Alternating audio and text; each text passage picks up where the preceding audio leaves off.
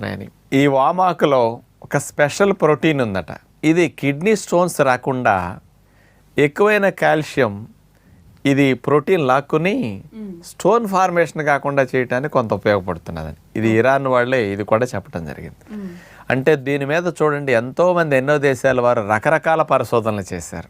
కాబట్టి వామాకులో ఉండే ఔషధ గుణాలన్నిటినీ మనం చక్కగా శరీరానికి అందించగలిగితే ఎంతో సింపుల్గా ఇట్లాంటి సమస్యల నుంచి బయటపడవచ్చు. అయితే డాక్టర్ గారు, మరి వామాకులను సాధారణంగా అయితే కనుక బజ్జీలు వేసుకుని తినడము, లేదంటే అప్పుడప్పుడు మనం చూపించినట్టుగా ఏ చట్నీలోనో వాడడమో చేస్తూ ఉంటారు.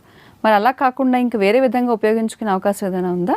వామాకుల్ని కొంతమంది కూరల్లో కూడా వాడుతూ ఉంటారు. అంటే దాని వాసన వేరు కదా. అవును. ఇంకా వాటితో పాటు అండి ఈ కషాయాలు మనం చేసుకుంటున్నాం కదా, ఆ కషాయాల్లో ఈ వామాకులు వేసి కూడా మరిగించవచ్చు. ఎందుకంటే లంగ్స్కి చాలా అవసరం కదా. ఇది మెయిన్